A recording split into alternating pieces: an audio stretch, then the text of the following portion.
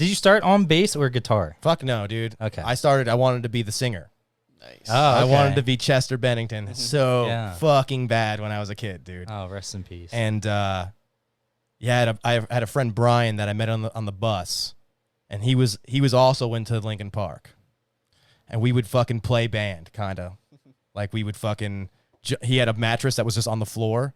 I remember we would like jump on the bed and like sing. He'd be fucking Mike Shinoda, and I'd be fucking Chester Bennington, and we trade off. I feel like And, I dressed up as Mike Shinoda one year. And then red he hair. introduced me to Tom, who did all the solo work right there, on the school bus. He lived right down the fucking street, and the three of us started a band. On the And- school bus? No. Oh. That's how I met him. Is that Oh, okay, yeah. Brian was friends with him and had met him on the school bus as well. Mm-hmm. And then Brian was basically like, "Yo, this is my friend Nick. This is Tom. This is Nick." Band. And then now, but then me and Tom became better friends. You know that situation. Yeah. And he's still Third wheel. He's like if I ever got married, it'd be my brother and then him as my best man. Mm-hmm. You know, like those are those dudes. And still talk to him all the time. You know, and that's basically how it started. And then Tom played guitar. Then Tom started showing me how to play guitar. Right. And then we started hanging out with the older kids in the neighborhood who also played guitar. Right. And then there was too many fucking cooks in the kitchen. And they were like, "We got all of these fucking guitars. We ain't got nobody to play bass." It's like Slipknot of guitars. And I was like, "Well, I'll fucking play bass." You know, Tom's uncle Heba had a bass that just fucking collected dust I on was the. just sitting there. Yeah, so we were like, "Uncle Heba, can we borrow the bass?" He's like, "Shit, man, I don't give a fuck." So I remember we took it home to Tom's dad's house, who was 2 blocks the other direction. And that's where it all started, man.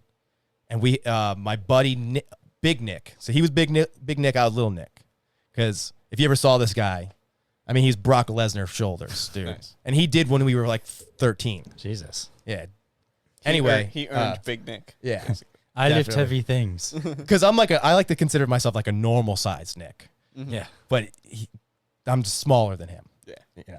Anyway, he had a band called Undying Will was the name of the band. And, you know, it was like stuff from that era, like Blink-182 meets Slipknot, basically. And he was in that band with all these older dudes, right? And we started jamming with them, and basically me and Tom kind of got shoved out of the whole situation because we were still little jits. The youngs, yeah. Little jits. So me and Tom met Kyle in high school. Kyle had a class with Tom, and we started a band called The Last Star Falls. And it was me on bass and singing, Tom on guitar, and then Kyle Gomes, but we call him Kyle Gomez because he hated that shit. He's like, "I'm not Mexican. Stop calling me Gomez." And me and Kyle were great friends too. And I still talk to him every so on, but you know, life happens and you lose touch with people. So we started that band. We played a couple shows here and there, but then Undying Will broke up because the drummer, I probably shouldn't get into this, but he ended up going to jail, and he's still in jail today. Ooh.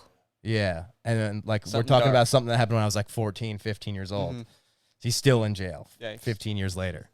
So we'll not go into that. But anyway, so Undying Will breaks up, and Last Star Falls is popping off. We got like 4 shows under our belt. You know, we got a demo CD that Tom's dad Already? paid for. Already nice. Dude, and it's awful, and I still have a copy of it. The music's good. But my talk singing, I was really into Thursday at the time. Still a good band. And if there's anything about Thursday that sticks out, Jeff Rickley is not a good singer. Yeah. No, not at all. So he just needed to turn his ass down in the mix. Love their music, but Love their music, and they were such a stepping stone, an evolutionary stepping stone with music at that time. I mean, in my opinion, I feel like we wouldn't have bands like Under Oath if it wasn't for Thursday. They to were kinda like pave a that good way. bridge. For Yeah, sure. or even like Census Fail. Like that whole post-hardcore kind of sound. I know they weren't the ones that defined it or even carved out that sound, but they were popular enough to like spread that sound to people like Lil Jit Nick in fucking 9th grade. It was like fucking full collapse, war all the time. Even when my brother will start singing it, and he probably sings it better than Jeff did. So anyway, we ended up starting another band. So I'm sorry, Kyle. But I'm sorry, Tom. Me and Kyle left and started a band with Big Nick. And then my buddy Andre, who lived down the street, and then a couple new kids that I had met through the band. Keith, who I ended up being homies with for a long time, and then the Juice Man on the keys, who I still talk to every once in a while. Mostly just like his photos on Instagram, because that's what happens when you get older. You stop talking and you just like each other's photos. Yeah. But they're there whenever you want to reach out. They're there, which is a good feeling. And I think that's the problem, is that you don't reach out because you just know that they're there. And I should really reach out to these people. I've been saying it for a while now. I hope you do, and I hope this podcast spurred that. Yeah. Hell yeah, dude. But anyway, we started this band called Primary Weapon. That's a sweet name. And we were fucking hardcore. We were a fucking hardcore band. Nice. We would practice. We used to we won a battle of the bands, a huge battle of the bands in the area, beat all these huge bands. We did this move where Nick threw the guitars, Story of the Year style. And while we did it, we did spin kicks. And caught the guitars, put the guitars on, and then I played the song on guitar and he played it on bass. Nice. And since he was so much bigger than me, he would play like up here and I'm playing it like down here, like Howie style. But we won the goddamn battle of the bands. That's so sick. It was the guitar toss. It was the guitar toss, yeah. So then, okay, it gets even better. All right? So Nick fucking leaves. Nick doesn't leave the band. Nick starts another band called My Fair Verona, which actually, like, he left the band. They actually went on Warped Tour a couple times, and they did for themselves, right? And then what had happened is that played out, and then that band basically kicked Nick out. And in that time, me, Tom. So basically, Nick left and we got Tom. So it was basically Primary Weapon, but with Tom. Yeah. Right? And we started growing up and we had a house, or Kyle had a house, and they soundproofed the garage, and we would fucking smoke weed all day and fucking jam out in the garage. You know, and this is like when we got really into Hendrix and all that kind of shit. And in that time, Tom left. Tom's left a lot. Tom, I feel like. Had another band with Brian, our old friend Brian that introduced us, and Tommy Guns, another homie that we went to high school with who played drums, and Brian also played bass, by the way. So Tom left, and so then it was me, Keith, the Juice Man, and Kyle. And then we were really into Hendrix, and we played like this stoner metal kind of stuff. Juice fell off. He's more into weed and girls. Mm-hmm. And so there was just me, Keith, and Kyle left. All right? And I lost track a long time ago of the members. But Keith went to jail, and then it was just me and Kyle hanging out. And then Kyle went to jail. All for selling weed and stuff, by the way. This is, right? Nothing horrible. Nothing horrible. All right? So in that time, right as Kyle went to jail, Keith was getting out of jail, right? Hilarious, right? So when Keith got out of jail, I showed up at his house with my guitar, and I'm like, dude, let's jam, right? And we basically, we were hanging out, jamming for a couple of days, and then Big Nick reached out. Nice. And he's like, Doug, I got this drummer, Mike Stevie. Y'all got to come through and hang out. So Mike Stevie was in this another band. I can't remember what the fuck they were called. Last Laugh or something like that. Nice. Punk band. They had a practice spot. Dude, we went to the practice spot after everybody had left, and we had like a jam session with Mike Stevie at his band's fucking... We totally poached them and borrowed their fucking jam units to do it, right? And then... So then we got our own storage unit, and we got Tom in on it. Tom was playing keys now. and because Nick played guitar and so we can't have 3 guitar players. Can't have 3. And then we found Greg Shields on MySpace and paid for his fucking Greyhound ticket from Gainesville to Port St. Lucie, which is like 3.5 hours. MySpace. Wow. And what year was this you found Greg? 2006, 2007, maybe. Wow. Because I was like 16 and Greg was like 24. Yeah, I was like in middle school. So, and we started this band called Fillmore East. I was 9.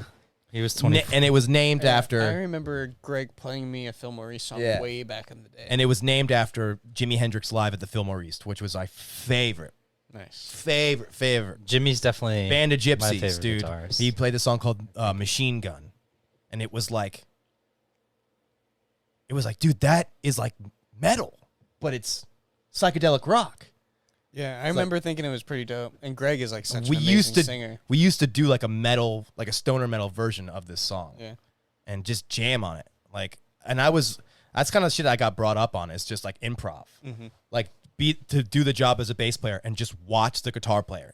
And when he's doing his thing, you just wait for the changes. You just look for him and wait for the changes, just like fucking Anchorman.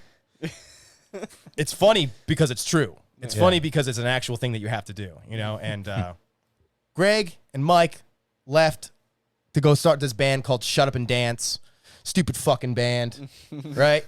So me... That was the name. Yeah, so me, It was Keith, 2006. and Tom found this other dude, Mike Jakes, who's one of the best drummers I've ever played with my whole life. Shut up and dance. And Mike Jakes screamed and played drums, and I screamed and played bass, and we started this band called Shut Up and Die. Whoa. And we were metal. No bad blood, though. No bad blood. We were metal as fuck, dude. And we would dress up like Shut Up and Dance. We would dress up in like fluorescent colors. But you and Greg are still friends at the me time. and Greg are still homies to this day. Okay, good. But we... That's so hilarious. Yeah, we were like we basically used that as fuel. We wanted to be the anti-band. So we wanted to go up there and look like we were that band, but be like a death metal band. And we were fucking... It's so good. I wish I had recordings of this shit because it was insane.